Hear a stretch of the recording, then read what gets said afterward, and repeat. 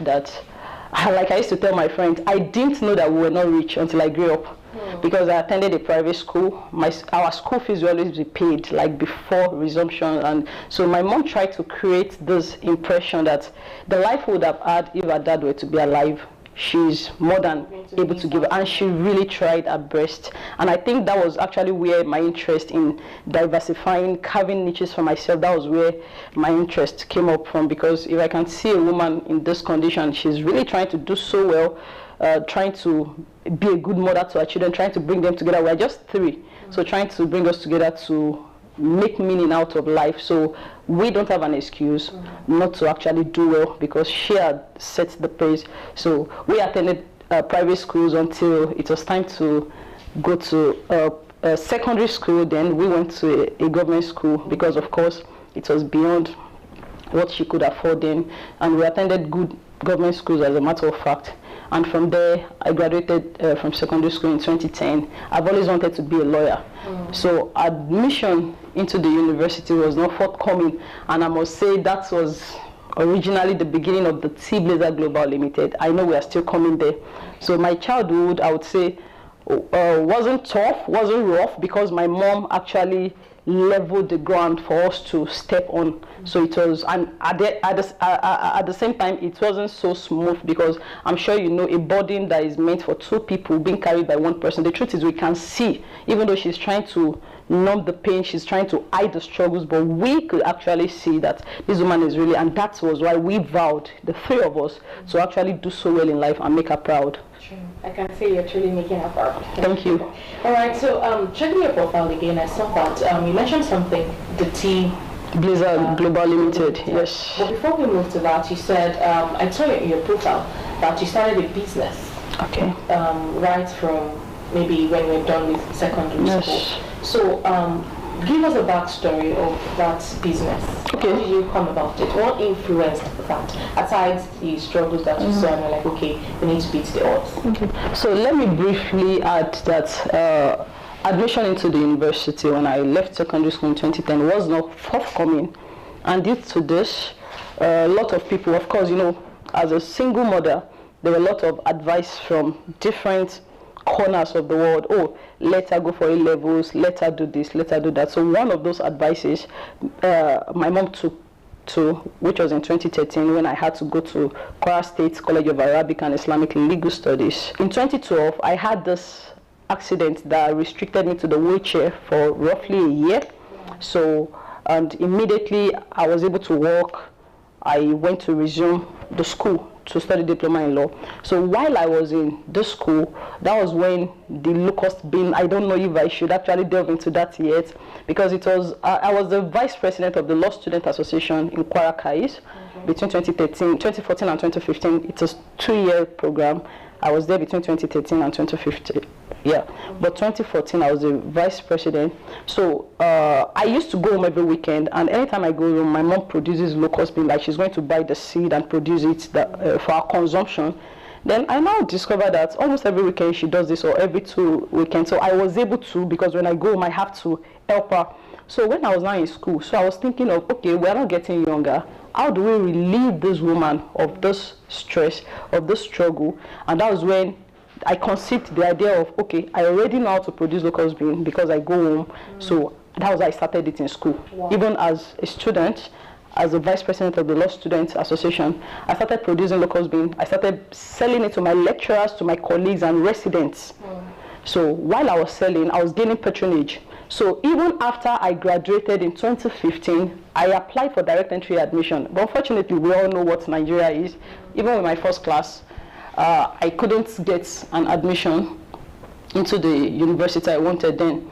So while I was in my mom's house, so I continued producing the locust bean. Then I was taking it to banks in Oshobo, First Bank, Wema Bank, different banks. In fact, I even took it to law firms where they had to call my mom and insult my mom. Why would you allow? She's a very intelligent. She's going to make a very intelligent lawyer. She just graduated with diploma in law. So why would you allow her to sell locust bean? My mom was like, it wasn't my idea. She conceived it and she wanted it. And when I want something, I'm a go-getter. That's another thing. So it was when I was able to make money from this locust bean, I bought a sewing machine. So I bought nylon. I started branding the locust bean, sending it abroad. So I was selling both home and abroad, and that was how the low-cost bin. So while I was waiting for the university admission, direct entry of course, that was when the low-cost bin idea came in, and I was selling and I was making gain. So now into the painting. Okay, before we move to the painting, low-cost bin, you know how we can actually be, ladies, we can say, oh, why that kind of business, the stereotype of people saying, why low-cost bin, why not something else? Weren't you discouraged, didn't you face any criticism at a particular point when you were selling low-cost bin? If I'm going to be sincere with you, the way my mom trained us is, when you're very certain that it is God that has asked you to move, please don't listen to any noise around. So, except I would be lying, I would honestly say, for everything I've tried, for everything I've done, and for where I am today, it's just the leading of the Holy Spirit. Because just like the question you asked, I wouldn't have imagined sitting down and waking up one day and saying I want to be producing low-cost bin. I'm not too sabi English, but it push small.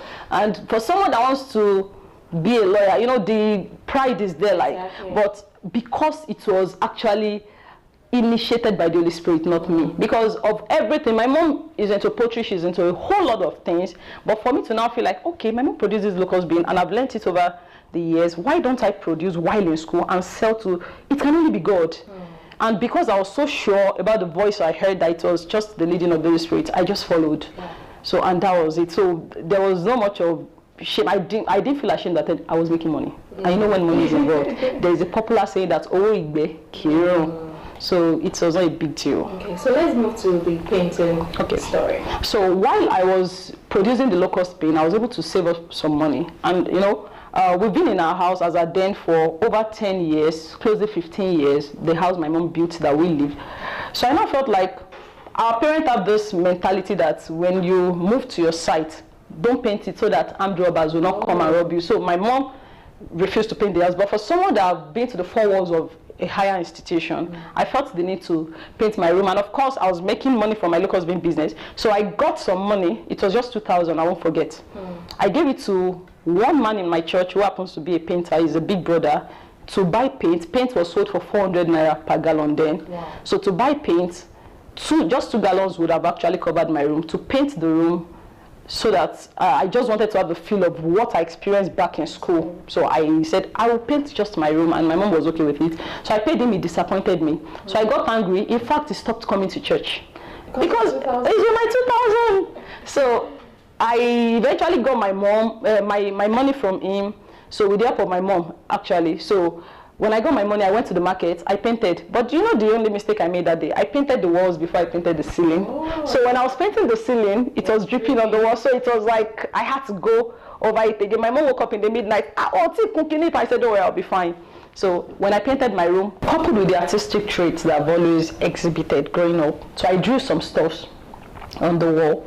And I now posted it on Facebook. Of course, Facebook was what was popular then. So I posted it on Facebook, and I had big sisters, I had big brothers that have hairdressing salon and barbing salon. So they started, and this was the time of orange and lemon combination of paint. If you remember those times, so they would call me to come and paint their barbing salon to go. So I would paint, I would paper tape work, I would draw on it. It was so nice. I was posting it. I would travel as far as Ibadan from Osogbo to paint for free. Then I'll get home, and yes, my mom will pay my transport. I'll go and paint for free. I'll come back home. She'll feed me. So until I just felt like, I think it's time to commercialize it. And then I met this friend that loved he's a painter.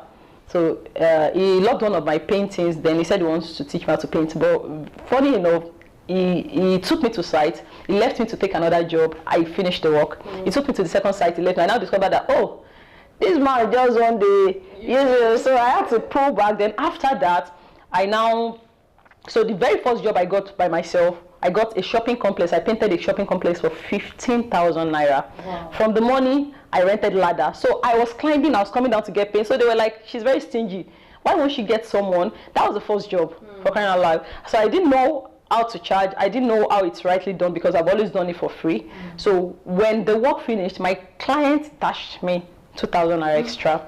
But to the glory of God, 3 years after, I did a work worth over 5 million naira for them. Wow. 3 years after, because I'd moved to Lagos, I'd learned the decorative aspect of painting, I'd learned so much, and I was doing well already. So they invited me again to do a general renovation on their houses, and they paid so well. You understand? That was because of growth that has happened over the years. So that was how my painting journey started. So before we move, let's take a flip. You know, the person that was supposed to paint for you, yes, at the long run, did you meet him? And you know, he's someone that will still see if I'm to travel down to Sugar. He's a big brother. Okay.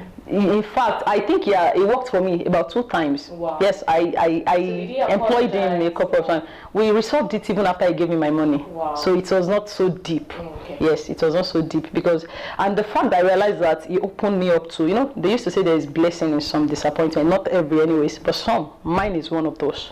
So why do I have to be angry with him? He led me to where I am today. So that's it. Okay, so the T Blazer Global Limited, yes. There's a foundation, where you're on charity and all. So what is the backstory of all this? And you know, being a legal practitioner, an entrepreneur, decorative painter, you know, and also what you just added to it. Yeah. How do you, you know, sit and put all this in place? How do you factor everything, fabricate everything to say, okay, this is who I am? This is actually a question that I always find difficult to answer on every interview because the reality doesn't seem like the reality. I can't really answer that question because I'll say it's just been God's strength. Because I started as a painter, but a lot have unfolded over the years. This is the 11th year, if I'll be right, 2015 to 2026. Just like play. This is the 11th year as a painter. As a constructionist, about 6 years. So I was able to do some things in the process. So I started as a painter. When I get a job, I get POP jobs inclusive. I would employ a POP person, but I would never leave them in sight to do the work alone. I stay with them. I learn from them. We do it together. Tiling, the same thing. Plumbing, the same thing. Everything that is in construction. So when I get those people, I stay with them. I learn. So, well, there's a popular saying that you cannot know everything. Do you understand? But then I know something about everything because I was so open to learning and I was intentional. You understand what I'm saying? So even when I got my admissions, and when I got my direct entry admission into Lagos State University, I got a scholarship. That was the same year, 2017, when Osun State government gave me an award of ambassador in entry. There are about 30 decorative designs I can apply, and I've trained over 30 people over the years. Wow. Most did not even, because they got admission and then flew, and away it flew. But I've trained a lot of people. So it was when I got this scholarship that I went to this school and I discovered that there is more to painting. So when I got to the school, I got my direct entry admission. So I was shuttling between LASU and the painting school. So I did that. It was just 6 months anyways. So I graduated. So even as an undergraduate in LASU, I'll put on my white and black as a law student in site, go for test, go for exam, from school back to site to work. So I did that till I graduated until I now went to law school in 2013. So now coming to the foundation, the T Blazer Foundation, of course, the question is rhetorical because for someone that I've introduced her mom as someone that is locomotively impaired, you should know that she is the brain behind the T Blazer Foundation, because I've always thought of how to compensate this woman, and the only way I can is not just to take care of her, but to take care of people like her. And that is why the T Blazer Foundation is not an orphanage foundation. It's not a widow, even though my mom is a widow, it's not a widow foundation, even though we cater for all those. But it is a foundation that caters for persons with special need, because I feel when I do this for those people, I am, by extension, you understand what I'm saying, doing something for my mother. So she's our hero. She's all the matron. She's like, even before you see my face in the foundation profile, you see my mom's face first. Yes, because that is our face, the face of the foundation. So it was because of her that I had the inspiration to actually start up a foundation. So we started the charity work. I started individually, paying school fees, paying house rent and stuff, until I felt like, okay, we celebrate birthday in beach, in lounge, in clubs. I'm not going to do this again. So I told my friends in 2021, if you love me, let's meet at school for persons with special needs in Osogbo. So we had a party, they gave us a school hall, we came with a DJ, we killed goats. So we cooked for them and gave them raw food and relief materials, a whole lot of, so we did that in 2021. 2022 we did it again. Then 2023, there's a school in Lagos. It is an Anglican school, Anglican Girls School, Ketu Gianikin, where we gave 23 SS3 students a scholarship, 50% scholarship for their WAEC, which is 50,000 each, and some students that want best graduating students in 6 courses, 10 courses, 14 courses. So we give them, multiplied each course by 5,000 naira. And it will interest you if I tell you that the T-Blazer Foundation is not sponsored by anybody. There's nobody, as of today that I'm speaking to, there's nobody I can point to that is a sponsor of the team. In fact, I started reaching out for financial assistance for the T-Blazer Foundation just last year. And yet, I even still ran the project alone because I was not pushing too much. I felt like when the time comes, there's a popular saying, sorry, I'm Yoruba, I conceived the idea through the Holy Spirit inspiration. If you want to convince people to be part of this, you must have done something that will convince them to be part. Not that you just open the foundation register and the next thing you start sourcing for funds. So more than 10% of what I make from the T-Blazer Global Limited goes to the T-Blazer Foundation, inclusive of even my personal money that is not meant to go. Do you understand? So, because my life is charity, defined charity, that is me. Wow, like there's this popular saying that says that we rise by lifting others. I'm sure that as you're raising others, you as well. Yes, God has been faithful. Your cup is being filled. Yes. All right, we need to take this break. We're going to hit the streets to ask people, is hard work enough to succeed in Nigeria?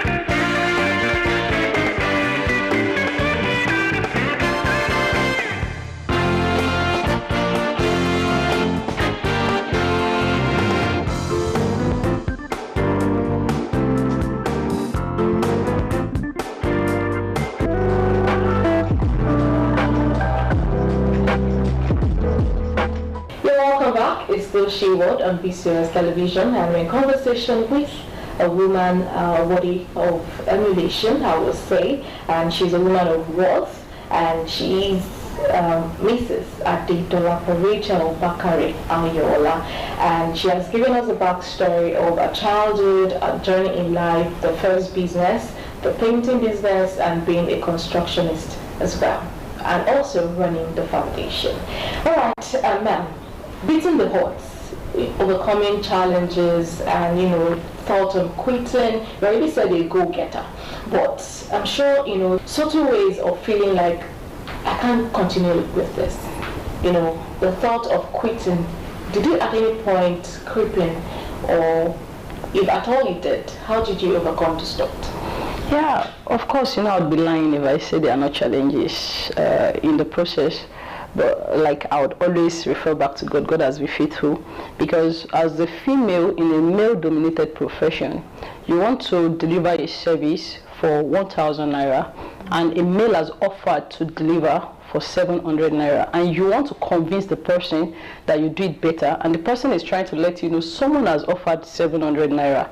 If you will be doing it, if I want to give you 1,000, you must work for the 300. And how? To compromise my morality, to compromise my faith, to compromise my religion, to compromise my belief, to compromise a whole lot of things, my spirituality, which I wouldn't. So these are one of the obstacles, and like the major obstacle that even you would expect someone like me would face, because they will always tell you, use what you have to get what you want.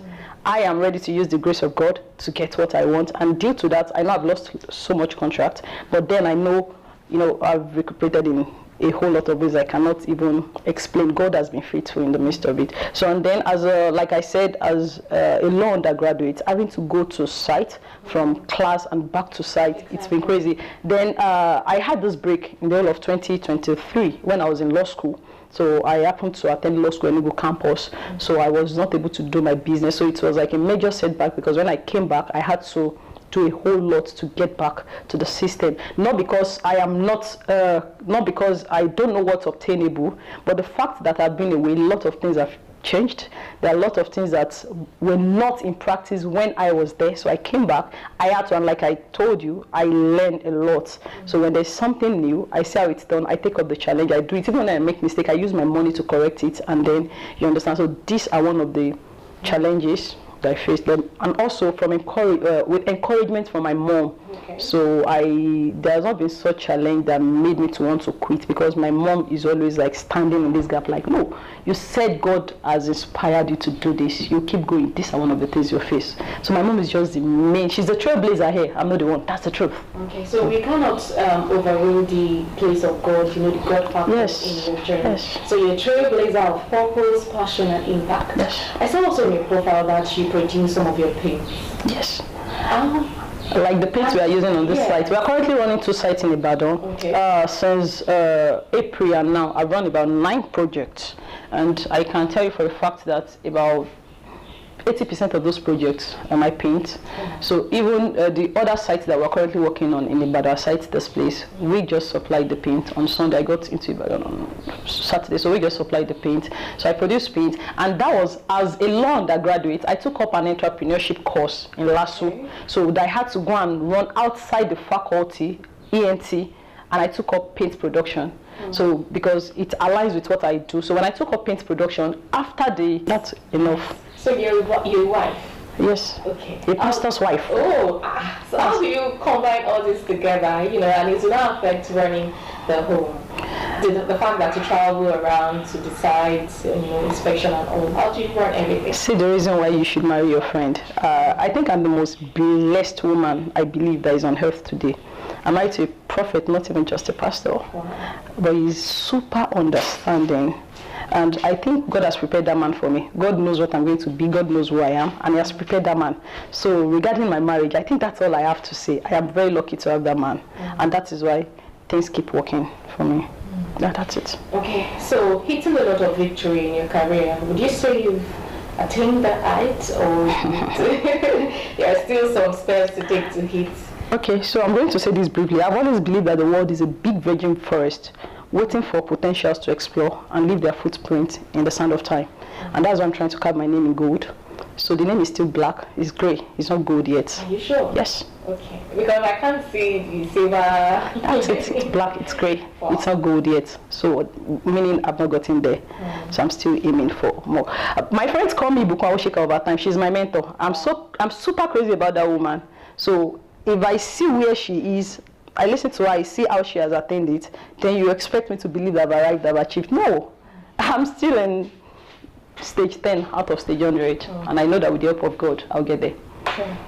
Thank you so much. You're welcome. It says Adedola Rachel Bakari Ayola. It's been a wonderful time, It's very inspiring. I must say your story is that's full of grace, grit, and growth over time. And I know that surely in the next 5 years, we'll say this is the Ibukun. By the grace of God. Alright, thank you for joining Shiwa today. Till next time we come your way, enjoy your day. And yes, also, this is a message to every woman out there watching that you can achieve whatsoever you lay your hands, your heart to, you can achieve it. And like our guest said today, that in every disability, there